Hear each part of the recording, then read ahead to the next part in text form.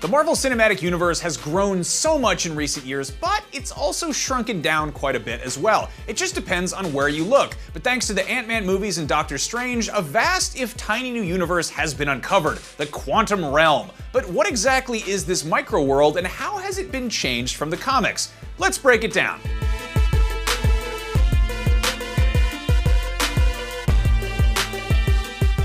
The Quantum Realm is known as the Microverse in Marvel Comics. Originally, it was believed that the Microverse was a realm so tiny that it existed in between the atoms that make up the regular universe. Eventually, it turned out that it's actually a universe unto itself, but you can only get there through magic or by shrinking down to a subatomic level. That's why Ant-Man, Wasp, and Doctor Strange have been the first to visit the Quantum Realm in the MCU. But as the Wasp quickly learned, getting back is another matter entirely.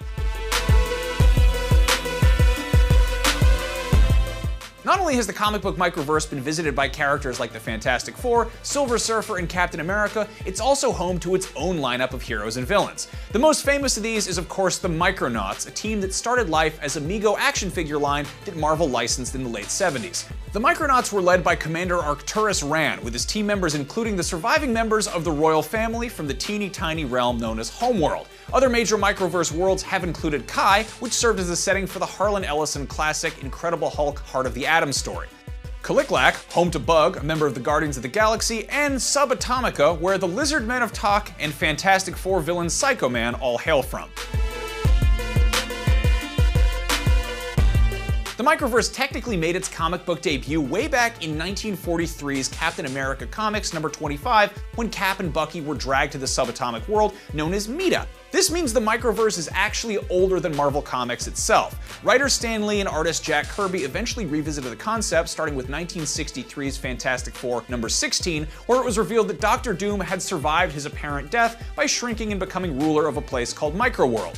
From there, the Microverse began to pop up in a variety of Marvel stories. The Micronauts comic followed in January 1979 as writer Bill Mantlo integrated the characters and their mythology into the larger Marvel universe. The Micronauts series far outlasted the toy line in the US, running until 1986 and even spawning a crossover with the X-Men comics. And while Marvel eventually lost the Micronauts license, they continue to publish new stories featuring the Microverse realm.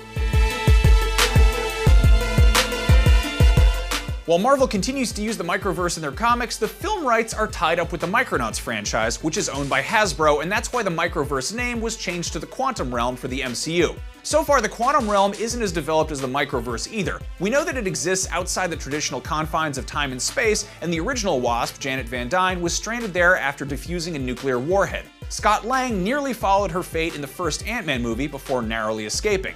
Ant-Man and the Wasp looks to address the fate of Janet as the Ant-Man team goes on a search and rescue mission for her. The Quantum Realm also made an appearance in 2016's Doctor Strange, as the Ancient One showed new disciple Stephen Strange a sampling of the other dimensions that can be visited through magic. It was also mentioned in an episode of Marvel's Agents of S.H.I.E.L.D., and it's also expected to factor into the Captain Marvel movie starring Brie Larson, which is coming out early next year. For more explainers, get the lowdown on upcoming Spider-Man villain Mysterio, or learn all about Wonder Woman 1984's mysterious villain, the Cheetah. And for all your MCU and other comic book universe needs, be sure to like and subscribe to your IGN platform of choice.